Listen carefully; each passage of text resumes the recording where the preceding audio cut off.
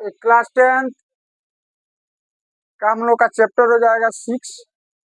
Next class में हम लोग हेल्थ पर में पढ़े हुए थे, जिस पे हम लोगों ने एक्सरसाइज 6.1 को सोल्व भी किया हुआ था। और आज हम लोग हेल्थ पर में के विलोम और उस पे जो आधारित प्रश्न है उसको हम लोग हल करेंगे। तो मेरे विचार से आप लोग हेल्थ पर में को रिवीजन करके आए होइएगा। हेल्थ पर में का विलोम जो है, नाम ही है हेल्थ प्रमेय का विलोम। विलोम का मतलब क्या होता है? विपरीत, उल्टा। तो हेल्थ प्रमेय पर यदि आपका कमांड है, आप बढ़िया से प्रैक्टिस करके आए हुए हैं, नहीं प्रैक्टिस किए हुए हैं, तो फिर हेल्थ प्रमेय के विलोम में भी आपको कोई दिक्कत नहीं होगा। तो अगला जो टॉपिक है हम लोगों का वो है हेल्थ प्रमेय का विलोम। क्या चीज?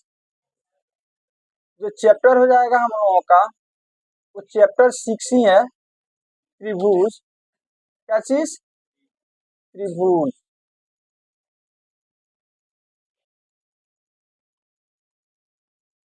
और आज हम लोग फोकस करने वाले हैं हेल्थ प्रमेय पर। किस पर? हेल्थ प्रमेय पर फोकस करने वाले हैं। सॉरी, हेल्थ प्रमेय के विलोम। हेल्थ प्रमेय के विलोम।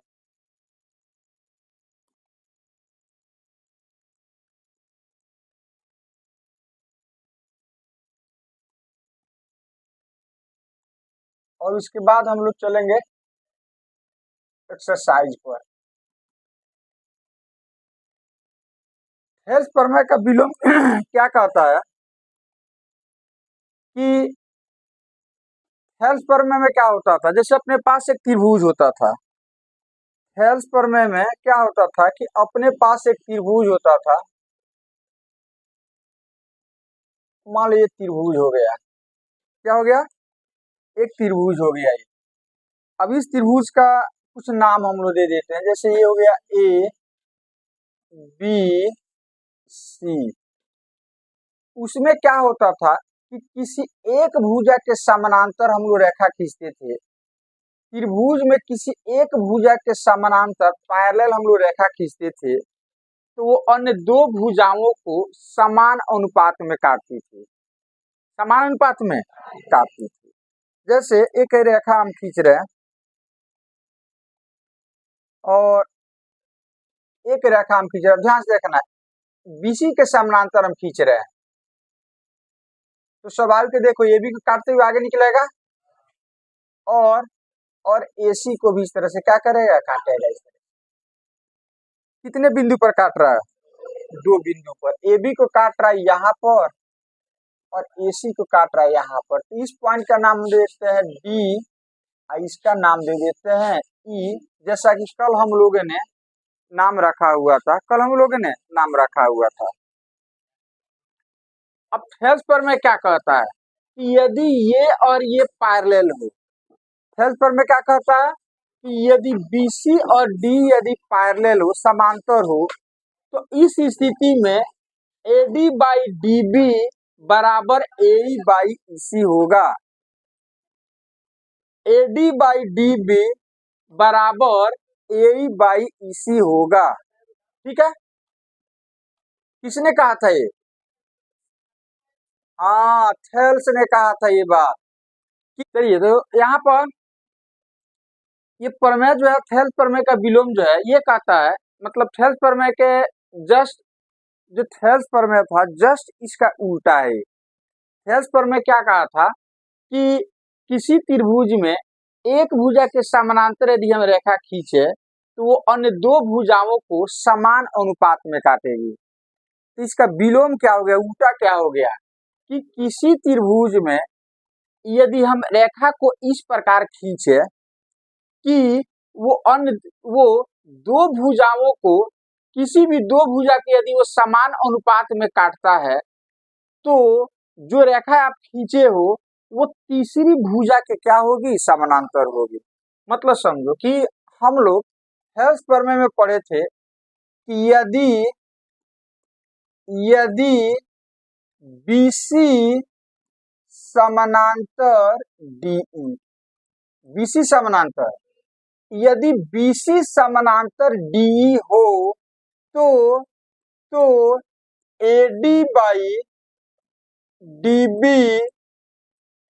बराबर AE बाई EC होगा।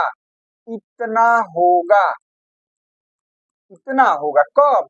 यदि BC समानांतर DE हो तब। इसका उल्टा क्या हो जाएगा कि यदि इतना बराबर इतना हो तो इतना होगा। इसका उल्टा ही नहीं हो गया कि BC समानांतर DE हो तो इतना होगा। फिर इसका उल्टा हो गया कि यदि इतना हो जाए तो निश्चित है कि BC समानांतर क्या होगा? DE होगा। तो यही हो गया उसका विलोम। इसका स्टेटमेंट क्या होगा कि किसी त्रिभुज में एक रेखा खींची जाए जो वो किन्हीं दो भुजाओं को समान अनुपात में काटे। समान अनुपात में काटे मतलब कि AD बटा DB बराबर AE बटा EC हो जाए तो निश्चित है कि ये रेखा तीसरी भुजा की क्या होगी? समानांतर होगी। किसी त्रिभुज में दो भुजाओं को प्रतिच्छेद करने के लिए कोई प्रतिच्छेद करती हुई कोई रेखा खींची जाए, किसी त्रिभुज में दो भुजाओं को प्रतिच्छेद करती हुई कोई रेखा खींची जाए इस प्रकार कि AD बाई DB बराबर AE बटा EC के बराबर हो जाए तो वो रेखा जो होगी वो तीसरी भुजा के क्या होगी? समानांतर होगी। समानांतर। तो ये हो गया हेल्स प्रमेय के विलोम का स्टेटमेंट हो गया। हेल्स प्रमेय के विलोम का क्या हो जाएगा? स्टेटमेंट हो जाएगा। ठीक है, तो इसके हिसाब से अब हम लिखते हैं कि हमारे पास क्या दिया हुआ है। स्टेटमेंट आप लोग बुक से देख लीजिएगा। यहाँ पर हम लिखते हैं कि अपने पास क्या दिया हुआ है। हेल्स प्रमेय का आप लोग रिवीजन करके आए होइएगा तो जस्ट उससे थोड़ा सा आगे स्टेप हम लोग जस्ट 2 लाइन उससे हम लोग आगे जाएंगे तो हेल्स प्रमेय का विलोम सिद्ध हो जाएगा। दिया है AD बटा DB बराबर AE बटा EC, इतना दे दिया है तो सिद्ध करना है। क्या करना है? सिद्ध करना है। तो सिद्ध करना है DE समानांतर BC, D समानांतर BC। अब इसके लिए जो कल हम लोगों ने जो रचना किया था सेम वही रचना यहाँ पर करना है। तो एक हम रचना कर देते हैं। रचना क्या करते हैं कि E से AB पर लंब डाल देते हैं और D से AC पर लंब डाल देते हैं। तो रचना हम लोग करते हैं। रचना में क्या करेंगे कि हम लंब डालेंगे। क्या डालेंगे? लंब डाल देते हैं। तो अब लंब में हम लोग क्या करते हैं? E से AB पर जो कल हम समझाए थे हेल्स प्रमेय में आप लोगों को, यहाँ से एक हम लंब डाल देते हैं और फिर यहाँ से भी क्या करते हैं? लंब डाल देते हैं। तो यहाँ से E से हम लंब भी डालेंगे और E से हम B को क्या करेंगे? मिला भी देते हैं। उसी तरह से D से लंब भी डालेंगे और D से C को क्या करेंगे? मिला भी देंगे। इस तरह से मिला दिया। अब हम नाम रख देते हैं। क्या करते हैं? अब हम नाम रख देते हैं इन लोगों का। तो चलिए हम इसका नाम रख देते हैं। इसका नाम हम रख देते हैं क्या चीज? N। और इस पॉइंट का नाम क्या रख देते हैं? M रख देते हैं। ये लंब है तो यहाँ पर कितने डिग्री का कोण? यहाँ भी कितने डिग्री का कोण? 90 डिग्री का कोण। ठीक है, तो रचना में क्या किया है आपने? रचना में आपने EN लंब AB तथा डायरेक्ट लिख देते हैं तथा DN लंब AC खींचा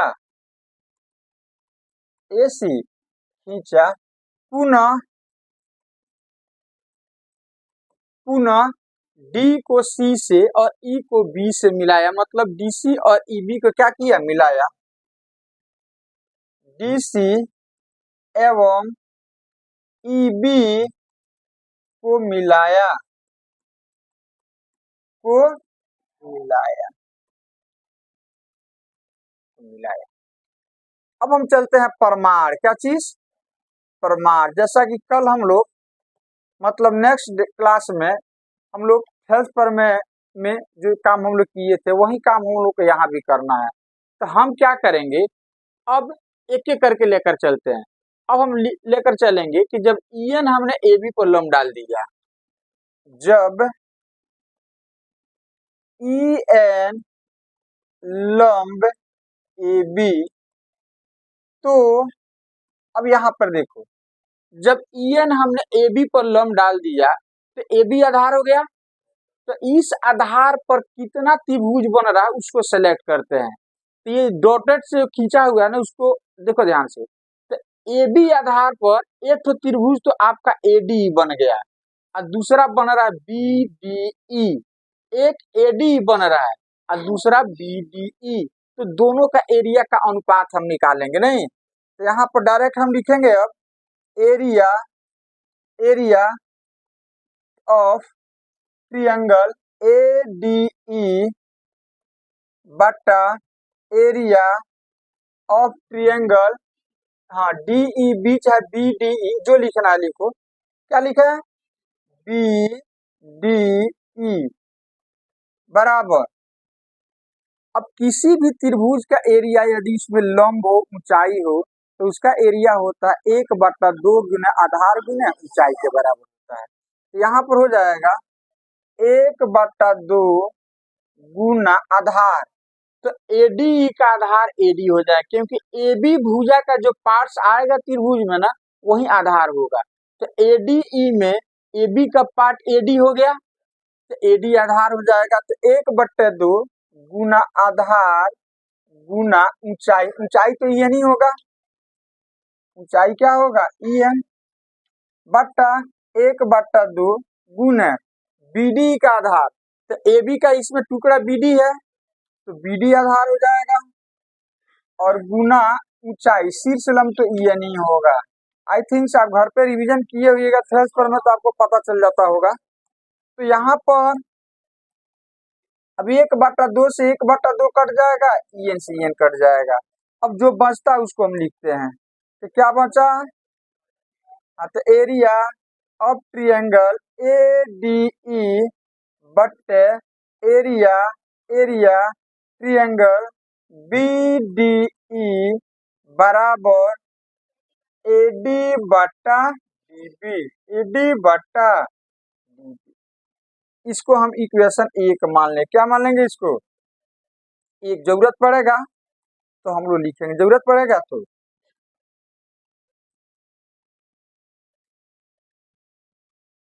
चलिए एक हो गया ये। अच्छा अब हम क्या करते हैं, सेम इसी तरह से जब डीएम लंब एसी डालेंगे तो उस स्थिति में जो दो ठो त्रिभुज बनेगा उन त्रिभुजों का अनुपात लेकर के चलते हैं। यहाँ पर हम लिखते हैं अब जब जब डीएम लंब एसी, तो इस स्थिति में जो दो ठो त्रिभुज बनेगा कौन कौन सा, एक बन रहा है एरिया ऑफ त्रिभुज ए डी ई और दूसरा क्या बनेगा एरिया, ध्यान से देखो यहाँ पर एक त्रिभुज, तो अब इस आधार पर एक त्रिभुज ए डी हो गया और दूसरा हो जाएगा डी ई सी, डी ई सी। तो ए डी बटा डी सी, डी ई सी, डी ई सी हो जाएगा। तो अब यहाँ पर 1/2 आधार, तो आधार देखो इसमें ए ही हो जाएगा,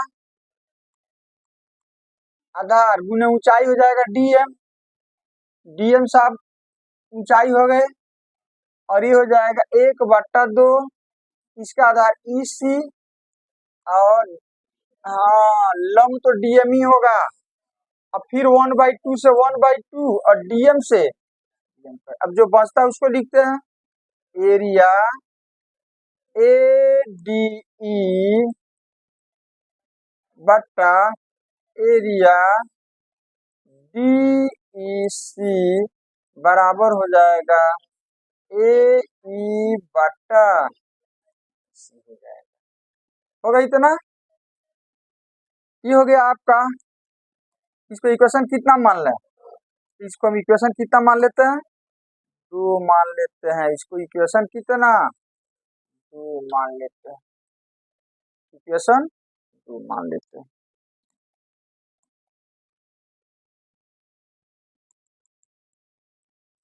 चलो अब 1 और 2 पर फोकस करो।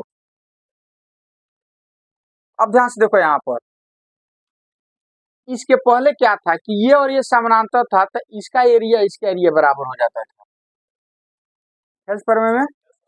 अब यहाँ पर ध्यान से देखो, देखो यहाँ पर क्या दिया है, एडी बटा डीबी बराबर ए बटा इसी दिया है। यहाँ पर एडी बटा डीबी बराबर ए बटा इसी, तो ए रिजल्ट तो हम लिख सकते हैं ना।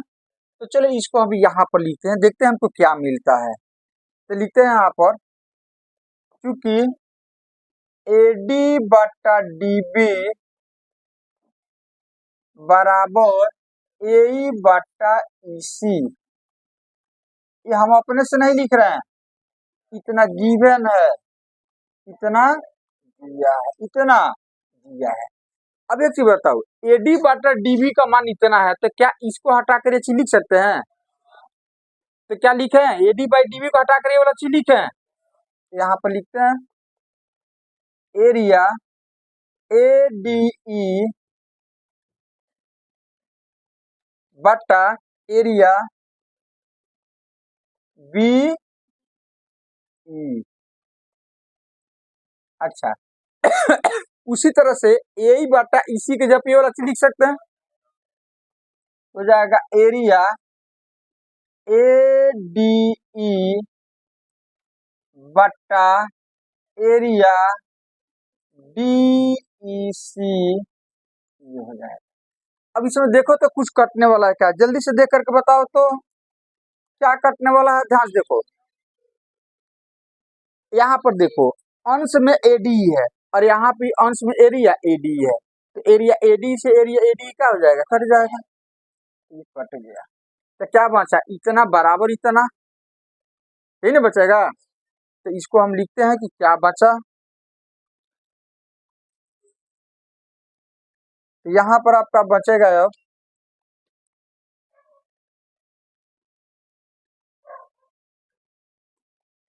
यहाँ पर बच गया आपका एरिया बी डी ई।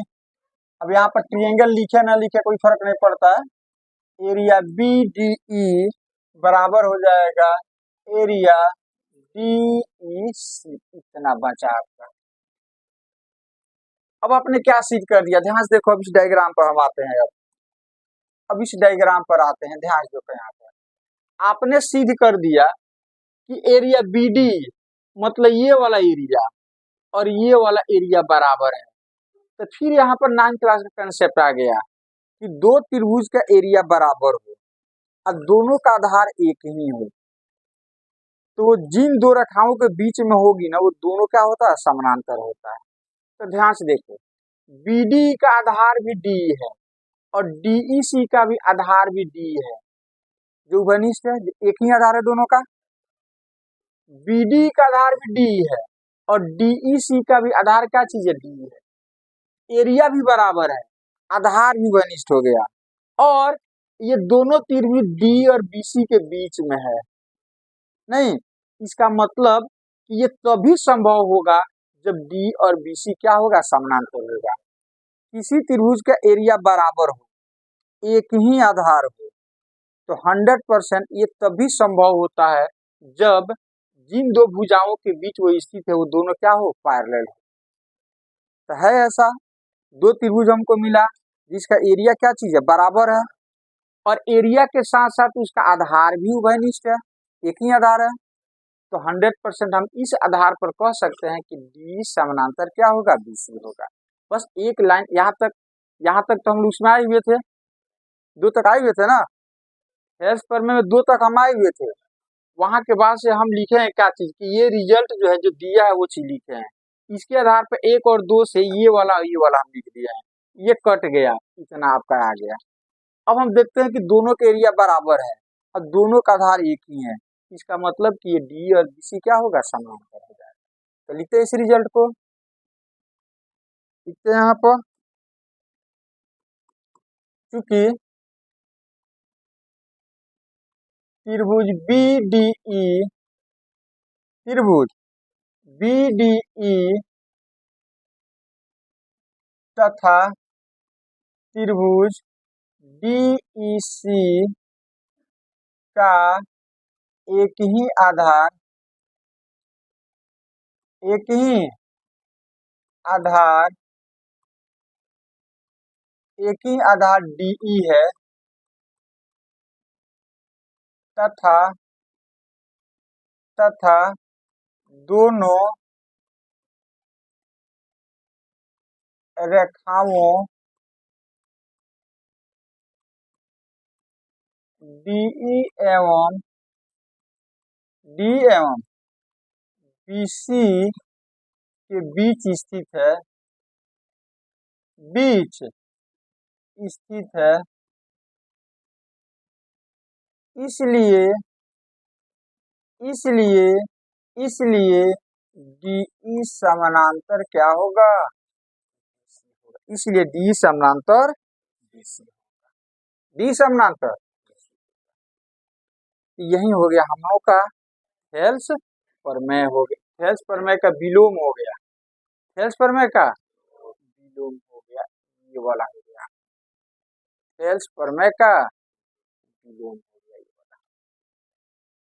कोई दिक्कत? तो आपने अभी तक दो प्रमेय पढ़ा, एक थेल्स प्रमेय और थेल्स का विलोम। ये एग्जाम में लगभग 5 मार्क्स का आता है, तो इसको आप लोग बढ़िया से प्रैक्टिस कीजिएगा ताकि एग्जाम में आए तो छूटे नहीं, ठीक है। तो चलिए हम लोग चलते हैं अब अपना एक्सरसाइज पर। क्या चीज, अब यहाँ से कुछ रिजल्ट हम पर और फोकस कर लेते हैं। तो यहाँ पर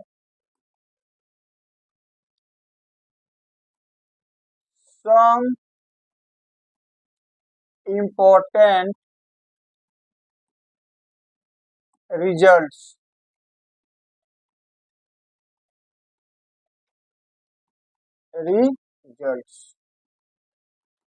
अब ये सम इम्पोर्टेंट रिजल्ट क्या चीज है, अब ध्यान से देखो।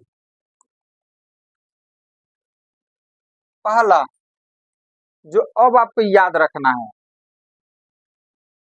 यदि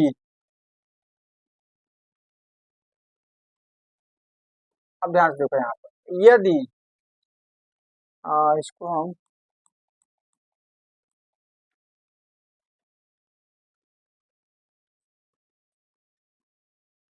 थेल्स प्रमेय कहाँ पर लागू होगा उस पर पहले फोकस कर लो। यदि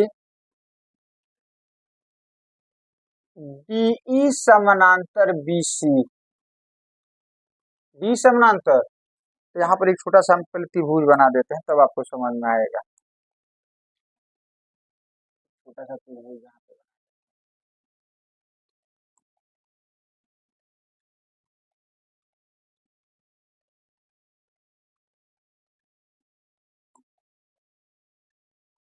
A B C D E. अब ध्यान से देखो यहाँ पर कह रहा है यदि डी समानांतर बीसी तो हम इतना लिख सकते हैं, एडी बाई डी बी बराबर ए बाई ईसी हम लिख सकते हैं। यदि इतना ये और ये पैरेलल हो तब एडी बाई डी बी बराबर ए बाई ईसी क्या कर सकते हैं। दूसरा रिजल्ट जो थेल्स का विलोम है, जो थेल्स प्रमेय का विलोम, थेल्स प्रमेय का विलोम, थेल्स प्रमेय का विलोम क्या कहता है, यदि यदि एडी बाई डी बी बराबर ए बाई ईसी हो जाए तो देन तो हम लिख सकते हैं बीई समानांतर बीसी हम लिख सकते हैं, इतना लिख सकते हैं। तीसरा रिजल्ट कि ध्यान से देखो यहाँ पर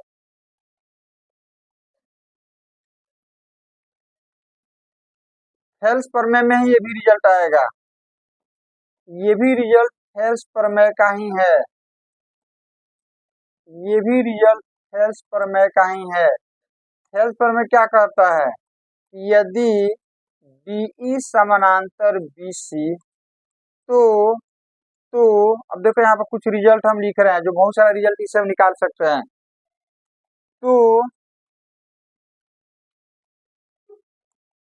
पहला तो ये रहेगा ही AD बट्टा DB बराबर AE बट्टा। अब यहाँ पर अब ध्यान से देखो, यहाँ पर पहले रिजल्ट हम निकाल देते हैं, उसके बाद तो फिर आपको हम समझाएंगे। जैसे AD बट्टा DB है, ये है AE बट्टा EC। अब आप एक चीज बताओ, बराबर के दोनों ओर हम बराबर क्रिया कर सकते हैं या नहीं कर सकते हैं? तो हम चाहे तो इधर भी एक जोड़ दे, उधर भी एक जोड़ दे, कोई दिक्कत नहीं है। चाहे तो इधर 2 से गुना कर दे, उधर 2 से गुना कर दे, चाहे तो इधर 2 से भाग दे, उधर 2 से भाग दे, कोई फर्क नहीं पड़ता है ना। तो चलिए हम क्या करते हैं कि दोनों ओर एक जोड़ देते हैं, इधर भी एक जोड़ दें। अब जोड़ने के बाद से आप इसको सरल करो, तो यहाँ पर 1 लिख सकते हो। तो DB और 1 का एलसीएम क्या होगा, तो DB से DB कट जाएगा, एक से AD में गुना करोगे, प्लस 1 से DB में DB है, DB से 1 में गुना करोगे, सेम यही प्रक्रिया इधर भी आएगा। चलो तीसरा तीसरी गुना कर देना, बताए ना, 1 से AE में गुना करो AE, IC से 1 में गुना करो EC। अब डायग्राम के हिसाब से दोनों को जोड़ो तो क्या मिलने वाला है, जल्दी से जोड़ो। AD प्लस DB को जोड़ोगे तो AB के बराबर होगा। तो क्या इसके जगह पर AB हम लिख दें, तो इसके जगह पर हम लिख सकते हैं क्या चीज, AB बाई DB। चलो जल्दी से इसको जोड़ोगे तो क्या मिलेगा, AC, ये हो जाएगा AC बट्टा C, हो गया। अर्थात दूसरा रिजल्ट हम लिख सकते हैं, दूसरा रिजल्ट हम लिख सकते हैं AB बाई DB बराबर AC बाई EC। ये भी कब, जब ये और ये समानांतर है तब ये भी लिख सकते हैं, ये भी लिख सकते हैं। अब इसकी जरूरत नहीं है, हालांकि हो सकता है कि 1 नंबर में आपका प्रश्न दे दे कि इतना बराबर, यदि D समानांतर BC हो तथा इतना बराबर इतना हो तो सिद्ध करे कि इतना बराबर इतना होगा, ये भी आपसे पूछ सकता है। ठीक है, तो आपको क्या करना पड़ेगा, ये दोनों में एक जोड़ करके और सरल कीजिएगा तो ये वाला क्या हो जाएगा, आ जाएगा आपका। अब यहाँ पर एक चीज बताओ, इसको अब हम छोड़ते हैं। अब ध्यान से देखो, पहले हमने क्या आपको बोला कि AD बाई DB बराबर AE बटा EC होगा, कब, जब D समानांतर BC हो जाए तो।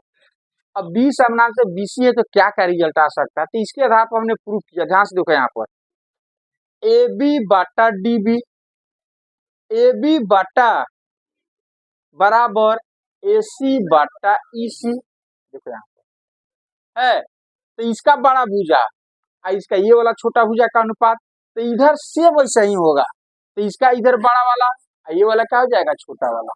अब इस लॉजिक के आधार पर हम इतना लिख रहे तो क्या दिक्कत है आपको, बोलिए।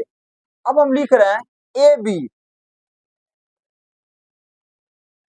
बटा AD, तो बोलिए इधर क्या होगा, AB, तो AB का संगत क्या होगा, AC,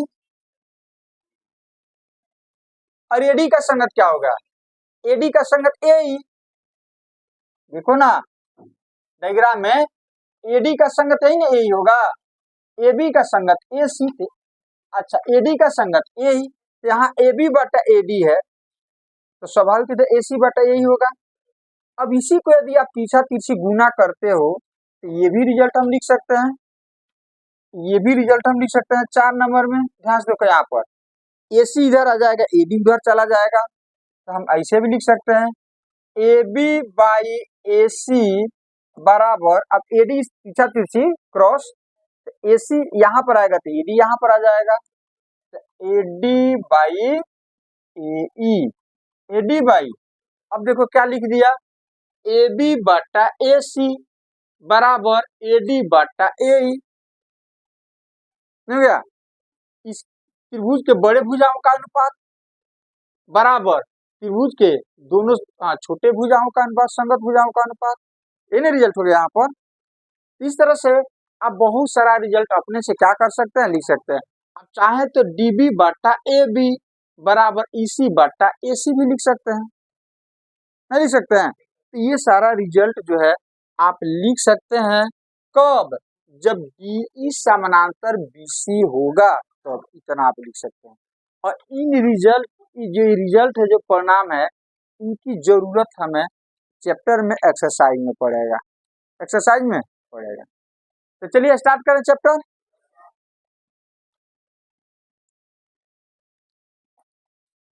अब इसमें कह रहा है, एक बार प्रश्न पढ़ लेते हैं। और 1 नंबर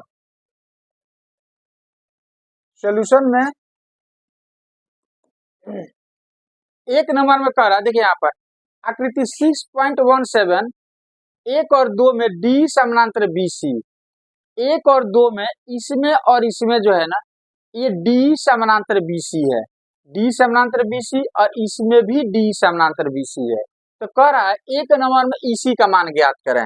मतलब पहला जो प्रश्न है उसमें कह रहा है कि ये वाला ज्ञात करें, और दूसरा में कह रहा है ये वाला ज्ञात करें, ये वाला ज्ञात करें। तो क्या क्या दिया है हम लिख देते हैं। 1 नंबर में ध्यान दो, यहाँ पर AD का मान दे दिया ना, AD बराबर कितना 1.5 सेंटीमीटर, BD कितना 3 सेंटीमीटर, अच्छा AE कितना है 1 सेंटीमीटर है।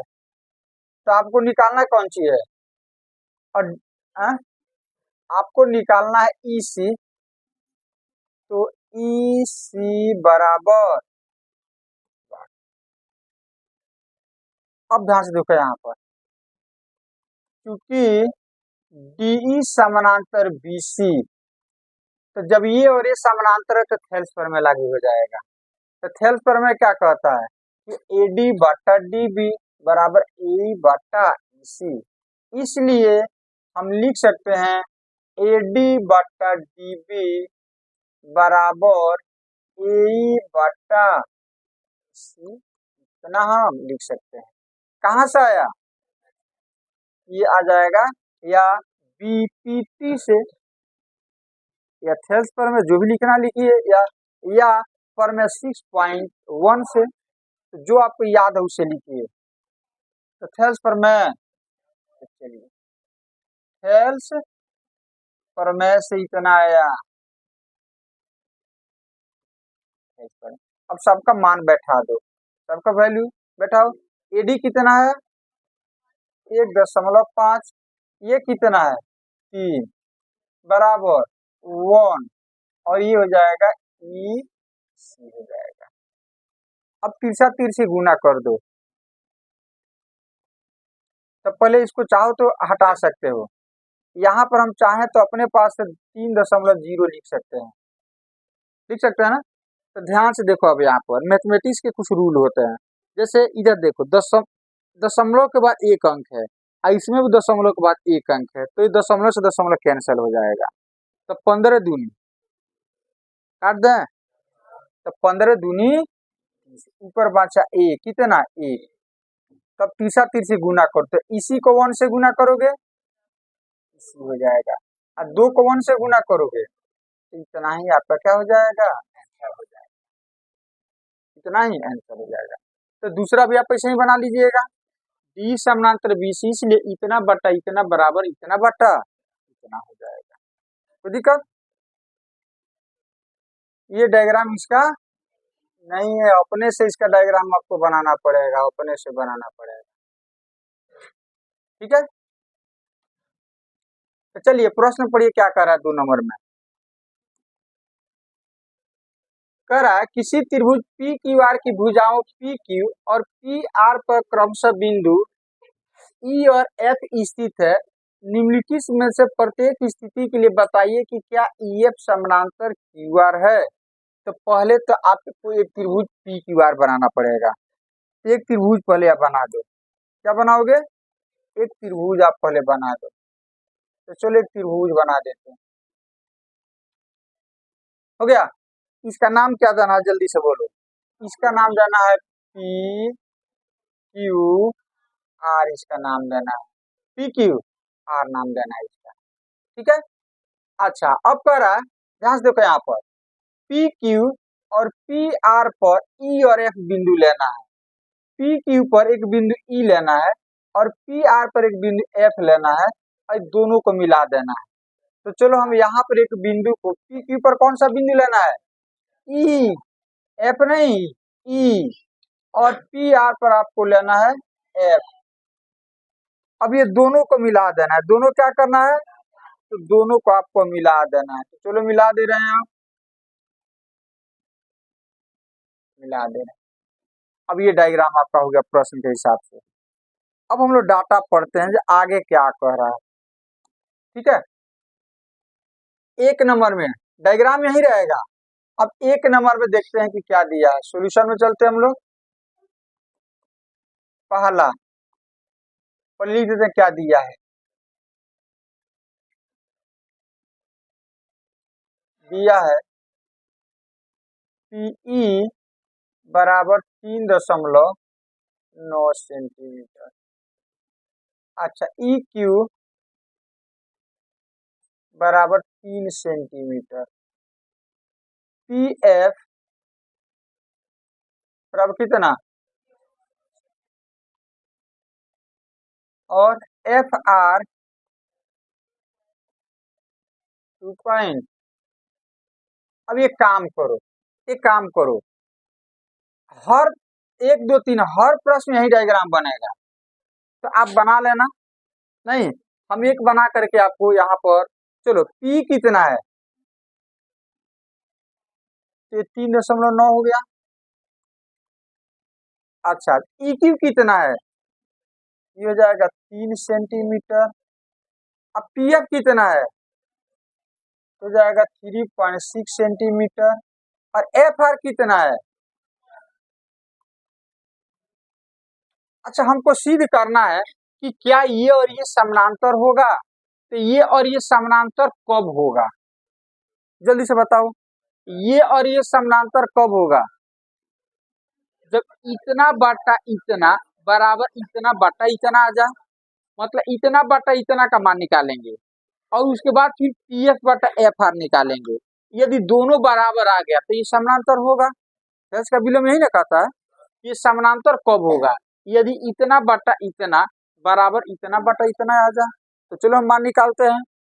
तो हम मान निकालते हैं, किसका निकालें पहले, पी बटा ई क्यू, पीई बटा, तो पी कितना है 3.9 और ई क्यू कितना है, अब यहाँ पर दशमलव है, इसमें दशमलव नहीं, तो अपने पास है इसे दशमलव दे सकते हैं। अब दशमलव के बाद एक अंक, दशमलव के बाद एक अंक, दशमलव दशमलव उड़ जाएगा, तो जाएगा 39/30।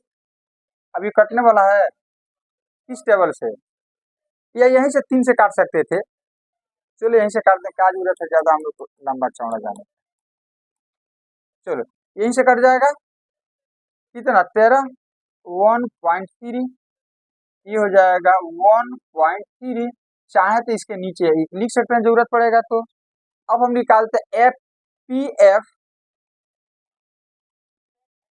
एफ बटा एफ आर। तो पी एफ देखो ध्यान से कितना है, तो 3.6, 2.4। क्या होगा इसमें, दशमलव से दशमलव उड़ जाएगा, क्यों, इधर भी एक अंक इधर भी एक अंक, ये हो जाएगा 36/24। अभी किस टेबल में है, 12 के टेबल में, 12 दूनी 24 और 12 तिहाई, ये हो गया 3 तो 2 से भाग दोगे तो जाएगा 1 पॉइंट कितना, चाहे तो इसके नीचे हम 1 लिख सकते हैं, लिख सकते हैं ना। तो देखो तो P बटा ई क्यू का मान 1.3 आ गया, अब पी एफ बटा एफ आर का मान 1.5 आ गया, दोनों बराबर है, ये दोनों बराबर नहीं है। तो यहाँ पर लिखेंगे चूंकि पी एफ बट्टा PE बट्टा EQ is not equal to PF बट्टा FR। ये बराबर नहीं है, और जब बराबर नहीं है इसका मतलब ये समानांतर नहीं होगा फिर। अतः EF समानांतर QR नहीं है। नहीं, यदि समानांतर रहता तो क्या हो जाता, वो बराबर आता। तो बराबर नहीं आने का मतलब है कि वो समानांतर। इसी तरह से आप लोग दूसरा तीसरा भी बना सकते हैं।